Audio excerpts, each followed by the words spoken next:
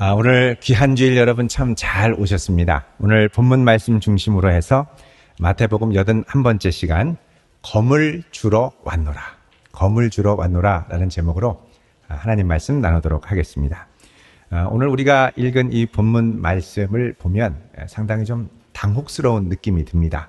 예수님께서 이 땅에 오신 이유가 평화, 이 화평을 가져다 주러 온 것이 아니라 뭘 가지고 왔다고 그러십니까?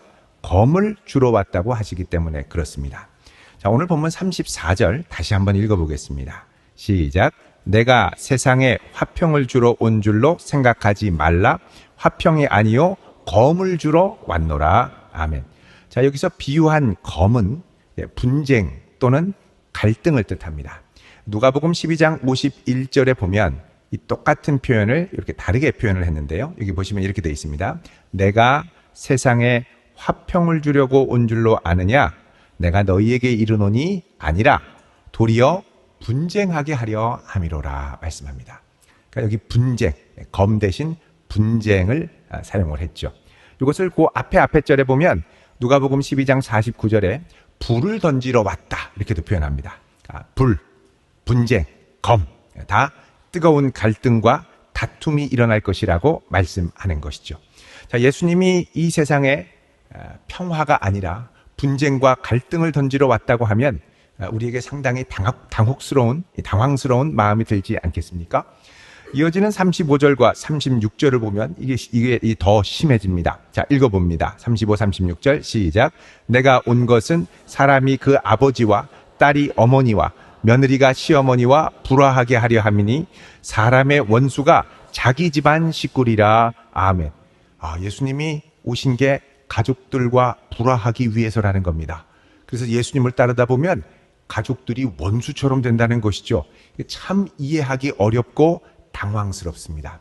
자, 이런 본문의 난해함으로 인해서 오늘 본문 34절, 마태복음 10장 34절에서 36절까지의 구절은 여러 이단 단체들, 그리고 독성 있는 이단 사이비 단체들이 사람을 가족으로부터 분리시켜서 가출하게 하고 떠나게 하고 자기네 단체에 묶어두기 위해 자주 오용하는 단골 성경 구절이 되기도 합니다. 제가 지난 안식년 기간 동안 북미의 여러 도시에서 집회와 세미나를 했었는데요. 그중에 한 도시에 집회와 세미나를 인도하고 있을 때였습니다. 그때 그곳에 사는 한 청년이 제가 그곳에 가서 세미나를 한다는 이야기를 듣고 찾아와서 상담을 신청했습니다. 그래서 집회 중에 그 청년을 만나서 어떤 일이 있었는지 이야기를 들어보았습니다. 그 청년에게는 40대 후반의 엄마가 있었는데 엄마가 어느 유튜브 채널에 영상을 이제 보기 시작하더니 점점점 이상해지더라는 거예요. 유목사를 조심해야 됩니다. 엄마가 자꾸 그걸 보더니 이제는 가족들의 영과 자신의 영이 맞지 않아서 더 이상 가족들과 살고 싶지 않다라고 말하더라는 것입니다. 영이 다르기 때문에 심지어는 함께 있으면 숨 쉬는 것도 답답하고 힘들더라는 것이죠. 알고 보니까 코로나가 터졌을 때도 가족들에게 이 백신을 맞지 말라고, 백신을 맞으면 영이 죽는다고, 영이 짐승처럼 된다고, 큰일 난다고 강력하게 주장을 했습니다. 근데 가족들은 다 맞았고 엄마만 안 맞았던 것이죠. 그때부터 엄마는 더 이상 가족과 함께 하기가 어렵다라는 말을 자꾸 표현하더라는 것입니다. 그러더니 어느 순간부터 남편과 자녀들에게 당신들은 이제 나의 원수다라고 하면서 강한 적개심을 표현했고 또 가족들을 늘 원수 보듯 아주 적개심이 가득한 눈으로 째려보기 시작했습니다. 그러면서 조금 더 지나니까 가족들을 이제는 단칼에 잘라내야 할 때가 됐다라고 얘기를 하고 너희들이랑 못 살겠다고 소리를 지르기 시작하고 남편에게는 이혼하자고 이혼 서류 도장 찍자고 막 요구하기를 시작한 겁니다. 이 자녀들은 동생과 함께 이 청년은 자기 동생과 함께 울며 불며 엄마 왜 그러냐고 그러지 말라고 같이 살자고 그렇게 매달리는데 엄마는 이런 자녀들에게 너희는 나의 원수야 이러면서 말도 섞지 않으려고 하면서 자기 방에 들어가서 늘 유튜브만 보더라는 거예요. 그 독성 있는 유목사 설교를 듣더라는 거예요. 사실 많은 단체들이 독성 있는 이 사이비 단체들이 이런 성경 구절을 이제 악용을 합니다.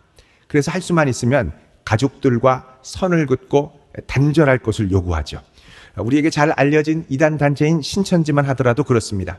어차피 가족들은 사단에 소속된 자들이기 때문에 우리들의 원수다. 예수님이 오신 것은 검을 주러 오신 것이니까 기꺼이 불화를 감수해라. 잘라내버려라.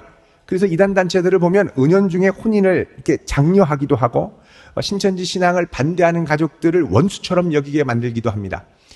전에 어떤 한 아파트 단지에서 한 여성분이, 아내분이 이제 이단에 매수가 돼가지고 이단에 다니기 시작했는데, 이분이 이 이웃들과 관계가 좋아서 거기 있는 동네 그 라인 아주머니들을 다 그 이단으로 데리고 갔습니다. 그래서 쭉 가다가 그 아주머니를 중심으로 해서 이 아주머니가 일단 이 가족이 원수다. 예수님이 오신 건 검을 주러 왔다. 자기 원수가 자기 집안 식구다. 이렇게 하면서 이 아주머니가 남편과 강력하게 요구를 해서 자녀들을 버리고 이혼을 했죠. 자, 이렇게 이혼하고 나서 얼마 지않아 나서 위 라인도 이혼, 아래 라인도 이혼, 그 다음도 이혼, 그 다음도 이혼해서 그 라인 전체가 이혼을 했습니다. 이게 얼마나 무서운지 몰라요. 본인들은 성경대로 한다고 생각을 할 수 있겠죠. 그런데 이 구절처럼 이렇게 오해하기 쉬운 구절도 없습니다. 정말 예수님이 가족을 원수처럼 여기고 칼로 자르듯 그 관계를 잘라버리라고 요구하신 것일까요? 정말 가는 곳마다 갈등과 분쟁을 일으키라고 하신 것일까요? 만약에 우리가 믿는 예수님이 이런 분이라면 우리 마음이 정말 많이 힘들지 않겠습니까? 과연 예수님은 궁극적으로 가는 곳마다 불화를 일으키시고 또 가족들을 찢으시고 원수처럼 지내게 하시기를 원하셨는 것인지 우리 한번 살펴볼 필요가 있습니다.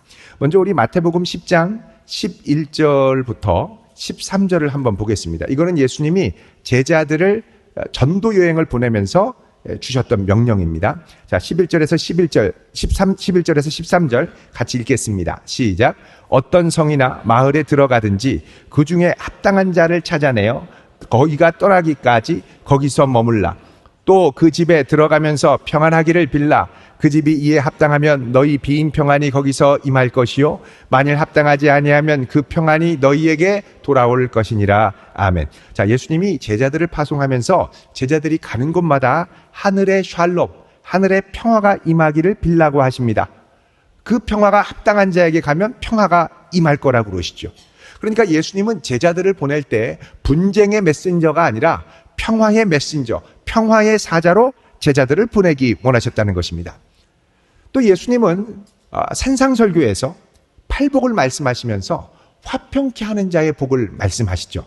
우리 앞으로 조금 가서 마태복음 5장 9절을 한번 같이 읽어보겠습니다.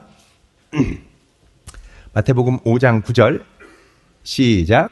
화평하게 하는 자는 복이 있나니 그들이 하나님의 아들이라 일컬음을 받을 것이며 아멘. 자, 여기 화평하게 하는 자가 영어 성경에 peacemaker로 되어 있습니다. 화평을 만들어가는 사람. 여러분 늘 여차하면 일촉즉발의 갈등과 위기가 있는 환경 가운데서도 이 그리스도인들이 들어가면, 제자들이 들어가면 어떻게든 그것들을 봉합하면서 같이 화합할 수 있도록 평화를 만들어가는 자, 이런 자가 그곳에 있으면 그들이 하나님의 아들이라, 하나님의 자녀라 라고 일컬음을 받을 것이라고 말씀하십니다. 그러니까 하나님의 아들, 하나님의 자녀의 특징은 뭐냐? 분열과 다툼이 있는 곳에 가서 평화를 만들어내는 것이 하나님의 자녀의 역할이라는 것이죠. 이럴 때 비로소 세상 사람들도 정말 하나님의 자녀야 라고 인정을 해준다는 겁니다. 왜 예수님은 가면서 이렇게 평화를 말씀하셨을까요? 그것은 예수님 자신도 이 땅에 평강의 왕으로 오셨기 때문입니다. 이사야 9장 6절에 보면 이런 말씀이 있습니다. 이는 한 아기가 우리에게 낳고 한 아들을 우리에게 주신 바 되었는데 그의 어깨에는 정사를 메었고 그의 이름은 기묘자라 모사라 전능하신 하나님이라 영존하시는 아버지라 그리고 나서 평강의 왕이라 할 것입니다. 예수님은 평강의 왕, The Prince of Peace로 이 땅에 오셨습니다. 그래서 예수님은 베드로가 실제 이 칼, 이 검을 들어서 예수님을 체포하러 왔던 대제사장 말고의 길을 베어버렸을 때 베드로를 책망하면서 검을 휘둘지 말아라. 도리어 그 검을 다시 칼집에 넣으라고 말씀을 하셨죠. 요한복음 18장 11절 말씀입니다. 예수께서 베드로더러 이르시되 칼을 칼집에 도로 꽂으라. 아버지께서 주신 잔을 내가 마시지 아니하겠느냐 하시니라. 자, 이걸 볼 때 예수님은 분명 분쟁을 원하지 않으셨고 실제로 분쟁을 상징하는 검을 휘두르는 것도 원하지 않으셨습니다. 왜냐하면 그분은 진정한 평화의 왕이셨기 때문입니다. 진정한 평강을 주시는 분이시죠. 요한복음 14장 27절에 예수님은 제자들에게 평안을 준다고 말씀합니다. 평안을 너희에게 끼치노니 곧 나의 평안을 너희에게 주노라.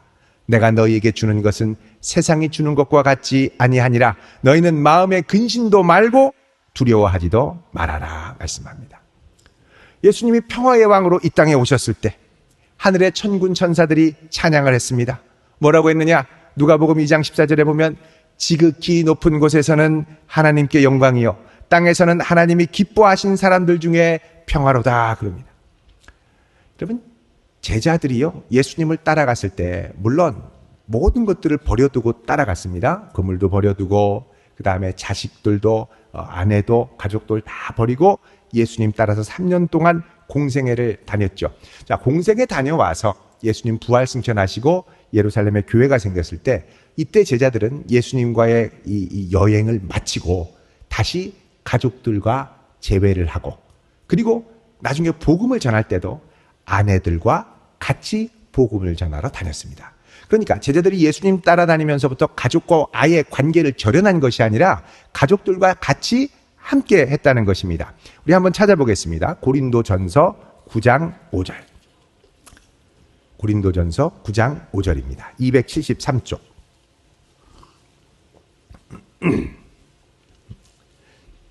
자, 읽습니다. 시작.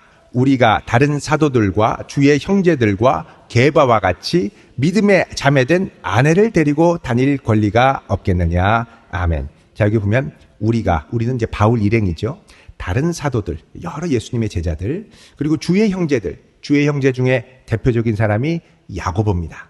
큰 야고보 말고 주의 형제 야고보. 그리고 게바, 베드로죠. 베드로와 같이 믿음에 자매된 아내를 데리고 다닐 권리가 없겠느냐.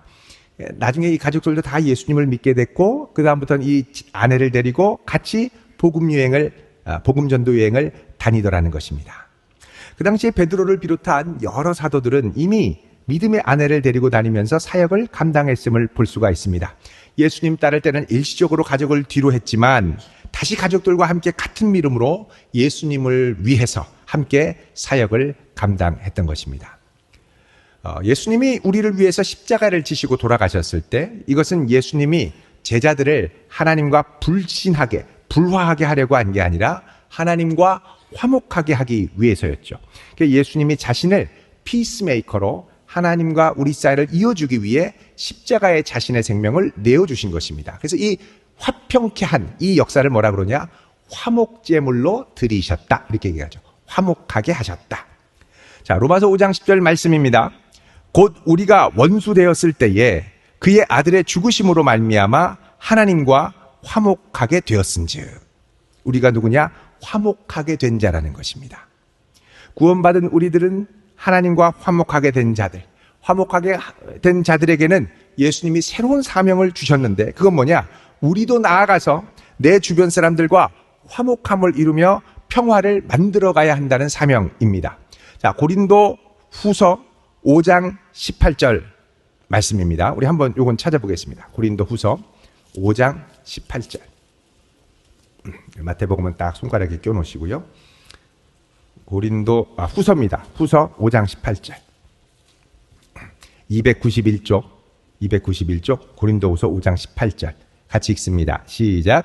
모든 것이 하나님께로서 났으며 그가 그리스도로 말미암아 우리를 자기와 화목하게 하시고 또 우리에게 화목하게 하는 직분을 주셨으니 아멘. 자, 하나님께서는 예수님을 통해 우리로 그분과 화목하게 하셨고 더 나아가서 주변 사람들을 화목하게 하는 직분을 맡기셨다는 것입니다. 가는 곳마다 평화를 만들어내는 피스메이커가 되어야 한다는 것이죠. 로마서 14장 19절에도 이렇게 말씀합니다. 그러므로 우리가 화평의 일과 그 다음에 서로 덕을 세우는 일을 힘쓰나. 그러니까 우리가 힘써야 될 일 중에 하나가 뭐냐? 화평을 세우기에 힘써야 된다는 겁니다. 히브리서 12장 14절의 말씀도 말씀합니다. 모든 사람과 더불어 화평함과 그 다음에 거룩함을 따르라. 이것이 없이는 아무도 주를 보지 못하리라 라고 말씀하죠. 그러니까 우리 성도들은 모든 이들과 더불어 화평함을 추구해야 한다는 것입니다. 우리 힘으로 하기 어려울 수 있죠. 그래서 성령께서 우리에게 오셔서 이 화평을 만들어낼 힘을 주시는데, 성령을 따라가다 보면 성령의 열매를 맺게 되죠. 이 성령의 열매를 맺는 이 성령의 이 9가지 열매의 특징을 보면 그 중에 하나가 바로 이 화평입니다. 화평. 갈라디아서 5장 22절에 보면 오직 성령의 열매는 사랑과 희락과 화평과 오래 참음과 자비와 양성과 충성과 이렇게 나오죠. 성령을 따라 사는 열매가 화평이라는 겁니다. 자, 이렇게 볼 때 우리는 제자들이 가족들과 선을 긋고 분쟁하면서 원수로 여기고 영이 다르니 더 이상 보지 않겠다, 이혼하자, 도장 찍자 이렇게 하고 가출을 감행하고 이러는 건 절대 하나님의 뜻이 아니라는 것을 알 수가 있습니다. 게다가 고린도전서 7장을 보면요, 믿지 않는 배우자가 먼저 갈라서기를 원하지 않는다면 제자는, 신자는 먼저 갈라서지 말아야 된다고 권면을 합니다. 절대 믿는 사람이 먼저 갈라서자고 하면 안 된다는 것이죠. 자, 고린도전서 7장 12절 말씀입니다. 한번 보겠습니다. 고린도전서 7장 12절에서 14절. 7장 12절 중반 보시면요, 여기 만일부터 읽겠습니다. 만일, 시작. 만일 어떤 형제에게 믿지 아니하는 아내가 있어 남편과 함께 살기를 좋아하거든 그를 버리지 말며, 어떤 여자에게 믿지 아니하는 남편이 있어 아내와 함께 살기를 좋아하거든 그 남편을 버리지 말라. 믿지 아니하는 남편이 아내로 말미암아 거룩하게 되고 믿지 아니하는 아내가 남편으로 말미암아 거룩하게 되나니, 그렇지 아니하면 너희 자녀도 깨끗하지 못하니라. 그러나 이제 거룩하니라. 아멘. 자, 여기 보면 믿지 않는 남편이 있는 자매님이 계시고 믿지 않는 아내가 있는 형제님이 계신데, 신앙이 달라서 말도 안 통하고 영이 다르고 도저히 이게 답답해서 못 살겠다 그러면서 잘라버리지 말라는 겁니다. 오히려 내가 예수를 잘 믿고 화평을 만들어가는 이 거룩함을 통해서 믿지 않는 배우자가 당신이 믿는 하나님 나도 믿어보고 싶어요 하고 말할 수 있다는 것이죠. 그래서 절대 성도는 먼저 검을 휘둘러서는 안 됩니다. 먼저 불화를 일으켜서는 안 되는 겁니다. 우리의 부르심 자체가 피스메이커, 화평을 만들어가는 자라는 것이죠. 자, 이상으로 우리가 살펴본 여러 말씀들을 볼 때 우리는 이단단체가 주장하는 극단적인 불화와 갈등의 메시지가 과연 옳은 것인지 그른 것인지 올바로 분별할 수 있어야 합니다. 자, 첫 번째로요, 우리가 생각할 것들이 있는데, 불화와 갈등이 시작이 되더라도 제자는, 신자는 끝까지 가족과 평화를 지켜내도록 애쓰며 기도해야 됩니다. 오늘 예수님이 우리에게 주신 이 말씀은 제자가 자신이 먼저 불화를 선포하고 이혼을 선포하고 갈라질 거를 선포하고 검을 휘둘러라, 그 말씀이 아닙니다. 이거는 뭐냐? 제자들이 복음을 전하며 처음으로 예수를 전하기 시작할 때 이 복음을 전파하는 과정에서 필연적으로 가족들 간에도 이런 불화와 갈등을 겪을 수밖에 없을 것이라고 말씀하는 것입니다. 관계를 먼저 정리하라는 선언이 아닙니다. 예수를 모르던 가족들이 내가 예수를 믿는다고 할 때 강한 저항이 있을 수 있다는 것이죠. 자, 이런 불화, 이런 갈등은 성도가 먼저 잘라버리라고 하는 것이 아니라, 이게 복음을 들고 갈 때 우리 지지난주에 살펴본 것처럼 이 수치와 명예 문화 안에 있던 가족이 먼저 반발하고 일으키는 갈등이라는 것입니다. 근데 내가 도저히 이 사람들과 못 살겠다 해서 먼저 헤어지자고 갈라지자고 하는 것은 절대 성경적이지 않은 것이죠. 잘못된 겁니다. 불화가 일어날 수 있다, 이런 불화가 있을 것이니 끝까지 인내하라고 하는 권면의 말씀을 너희가 먼저 불화를 선포하고 다 잘라버려라. 이게 아니라는 것이죠. 절대 성경적이지 않습니다. 두 번째로 불화의 원인은 예수 그리스도이어야지 다른 것이 되어서는 안 됩니다. 자, 지금까지 우리가 살펴본 마태복음 10장을 보면 예수님은 제자들이 예수님으로 말미암아 고난받을 것을 말씀하셨습니다. 자, 10장 18절에 보시면 나로 말미암아 이렇죠. 나로 말미암아. 10장 22절에 보면 내 이름으로 말미암아 이렇게 되어 있습니다. 또 오늘 본문도 보면 39절에 나를 위하여 자기 목숨을 잃는 자는 이렇게 되어 있습니다. 결국 이 모든 갈등과 불화의 원인은 예수님 때문에 일어나는 것이어야 한다는 겁니다. 다른 이단 교주나 나이 많이 먹은 할아버지나 할머니 교주 때문에 일어나서는 안 된다는 것이죠. 또 어떤 사이비성이 있는 단체에서는 예언 기도를 해준다는 식으로 막 기도하다가 주께서 아내와 헤어지라고 하신다. 남편과 헤어지라고 하신다. 믿음의 색깔이 다르기 때문에 헤어지라고 하신다. 여러분, 이건 100% 거짓말입니다. 100% 거짓말입니다. 너 헤어지고 산으로 와서 여기 와서 정결하게 주님 오심을 기다려라. 여러분, 사이비 종말론에 심취되는 것도 문제입니다. 예언 받는다고 해서 예언 기도해줘서 헤어지는 건 문제가 있습니다. 잘못된 겁니다. 예언 때문에 헤어져서는 안 돼요. 예수님 때문에 이 갈등이 있는 건 몰라도 예언 때문에 갈등이 있고 막 일어나면 그건 가짜 예언입니다. 여러분, 우리가 살펴본 고린도전서 7장 12절 이하의 말씀에 따르면 배우자와 헤어지는 건 절대 하나님의 뜻이 아닙니다. 같이 믿음 생활을 하고 있는 배우자가 있으면 영적 색깔이 좀 다르면 또 인정해주고 같이 가야죠. 근데 색깔이 다르다고 배우자와 헤어지고 자기네 단체만 와서 신앙생활을 하라고 하고 맨날 예언한다고 해서 절대 못 나가게 거의 이 브레인워시 세뇌시키듯이 하고 또 종말에 문제가 있다고 그래서 이 종말이 곧 시작된다고 그래가지고 이제 얼마 안 남았으니까 가족 친척 다 버리고 이 안으로 들어와라. 너무너무 잘못된 행태들의 왜곡된 해석들이 많이 있습니다. 자, 그렇다면 우리는 오늘 본문 말씀을 어떻게 이해하고 받아들이는 것이 바람직할까요? 첫 번째로 오늘 본문의 말씀은 복음을 증거하는 문맥 가운데 이해해야 됩니다. 예수님의 복음이 세상에 전파될 때는 복음이 닿는 곳마다 어둠 가운데 빛을 비추는 것이기 때문에 어둠이 빛을 싫어하게 돼 있죠.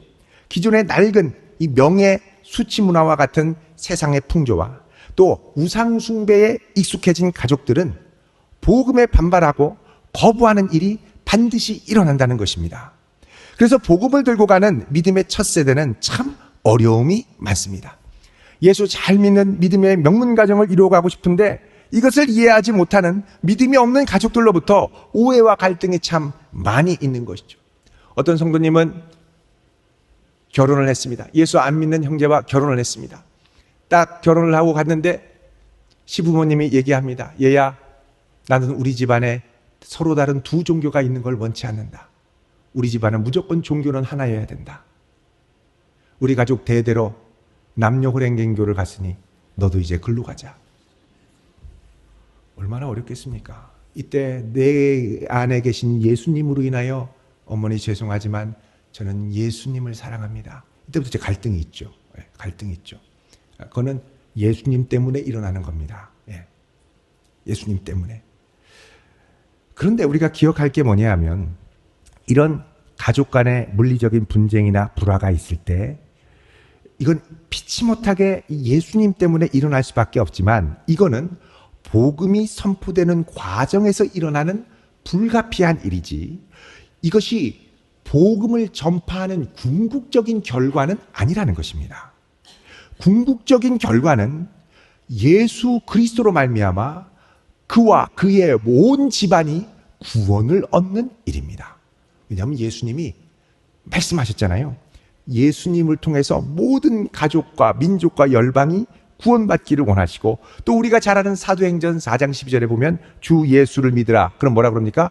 그리하면 너와 내 집이 구원을 얻으리라.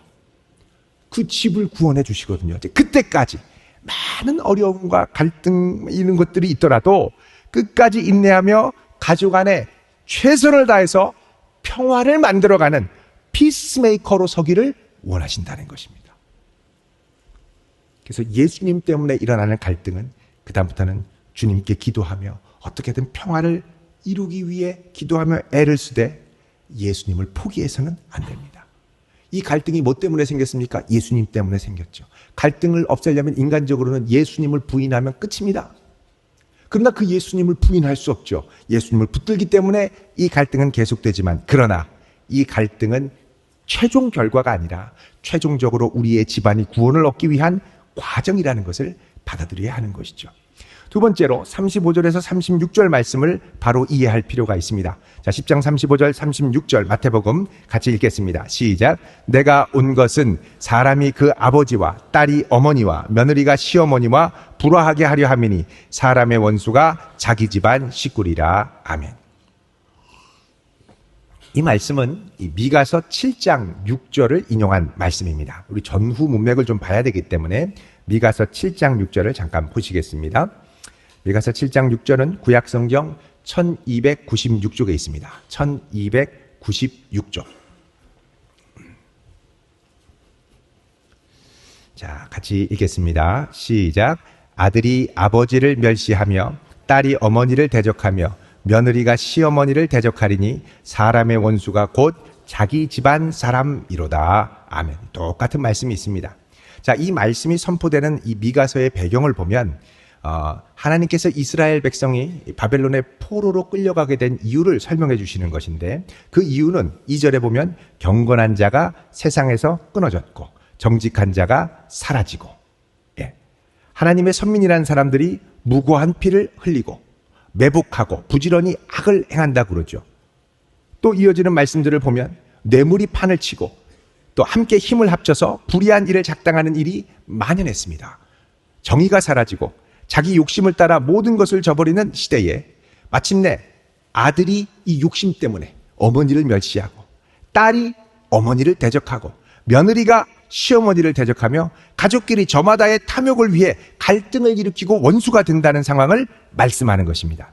이거는 뭐냐? 하나님의 통치가 사라지고 인간의 죄성과 탐욕만이 가득해서 일어나는 갈등이었습니다. 자, 이런 상황에서 미가 선지자는 7장 7절에 이렇게 고백을 합니다. 7장 7절 읽겠습니다. 시작.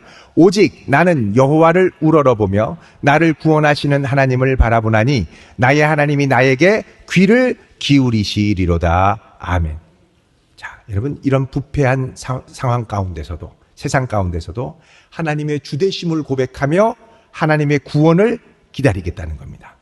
예수님은 이런 이 미가서의 말씀을 인용하면서 뭐라 그러시느냐? 이런 어지러운 상황 속에서도 복음이 전해질 때 갈등과 불화가 일어날 것을 말씀하시는 겁니다. 이 세상의 풍조와 이 세상의 문화의 구조 안에 살아가는 가족들에게 복음이 전해지면 어차피 피치 못할 이 갈등과 불화가 일어날 겁니다.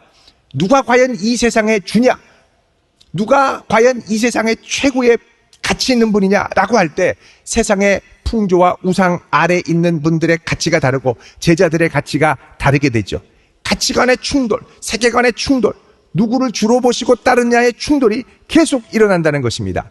그런데 이런 가운데 끝까지 인내하며 나아가면 반드시 하나님께서 그 가족들의 마음도 여시고 구원 얻는 역사를 이루어 주신다고 말씀합니다. 주 예수를 믿으면 반드시 너와 내 집이 구원을 얻는 역사가 일어난다고 그러시죠. 가족들과 식구들과 이 불화가 일어날 때 따라서 제자는 절대 먼저 칼을 휘둘러서는 안 됩니다. 검을 그어서는 안 됩니다. 우리는 검을 집어넣고 하나님의 구원을 기다리며 인내하며 끝까지 가정의 평화를 지키며 기도하는 것이 필요합니다. 가족이 먼저 칼을 빼서 갈라지자 그래도 끝까지 인내하며 버티는 것이 필요하죠. 하지만 이때 우리가 이제 주의할 것이 있는데, 이런 어려운 가운데 인내하면서 예수님에 대한 내 삶의 우선순위를 절대 포기하지 말아야 됩니다. 우선순위가 주님께 있다는 걸 명확하게 해야 되죠. 자, 37절 읽어보겠습니다. 37절 마태복음 본문입니다. 시작. 아버지나 어머니를 나보다 더 사랑하는 자는 내게 합당하지 아니하고 아들이나 딸을 나보다 더 사랑하는 자도 내게 합당하지 아니하며. 자, 가족들과 일어나는 불화로 인해서 주 예수 그리스도께 드리는 나의 삶의 중심과 우선순위가 절대 흔들리면 안 된다는 것이죠. 가족들과 일어나는 불화와 갈등은 피할 것이 아니고, 이 불화와 갈등은 뭐냐?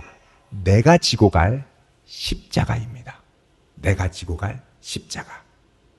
자, 38절, 39절 같이 읽습니다. 시작. 또 자기 십자가를 지고 나를 따르지 않는 자도 내게 합당하지 아니하니라. 자기 목숨을 얻는 자는 잃을 것이요 나를 위하여 자기 목숨을 잃는 자는 얻으리라. 아멘. 자, 예수님은 아직 본격적으로 십자가를 지기 훨씬 전이었지만 여기서 이미 십자가를 말씀합니다. 자, 로마에서 십자가형은 가장 참혹한 사형 방식이었죠. 십자가형을 시행하기 위해서는 그 전에 죄수가 먼저 자기가 매달릴 이 십자가 또는 십자가에 가로대 이 큰 빔, 무거운 빔을 지고 가야 됐습니다. 십자가에서 죽는 것도 끔찍한 일이었지만 이 십자가형을 당하는 장소까지 자기 십자가를 지고 가는 것도 엄청난 치욕과 고통이었죠.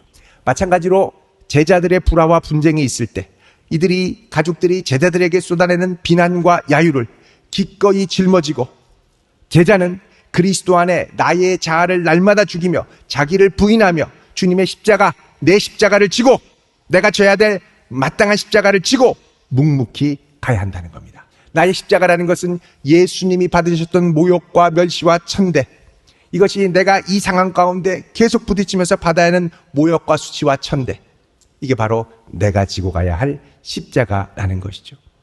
이럴 때 우리는 단호하게 칼로 자르는 것이 아니라 내가 죽는 길을 선택하며 묵묵히 가야 됩니다.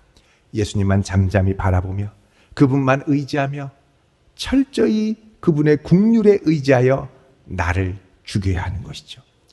예수 믿는 신앙을 반대하며 핍박하는 가족을 끝까지 품고 사랑하며 나 자신을 부인하고 내가 받는 모욕과 수치를 예수 그리스도를 생각함으로 기꺼이 참고 감당하며 자신을 부인하며 나아가다 보면 언젠가 반드시 모든 가족이 영생을 얻는 일이 일어날 줄로 믿습니다. 이런 성도로 든든히 설 수 있기를 주의 이름으로 축원드립니다. 기도하겠습니다. 거룩하신 아버지 하나님, 저희들은 연약합니다. 혈기가 많고 자주 분노하며 화를 냅니다. 그러나 주님께서 우리를 위하여 십자가 지신 것을 돌아보며 이제 우리도 주님의 제자로 가는 곳마다 평화를 선포하기 원합니다. 가는 곳마다 일어나는 갈등과 모순, 핍박 가운데도 끝까지 인내하며 주를 바라보며 나아가게 하옵소서. 예수님의 이름으로 기도하옵나이다. 아멘.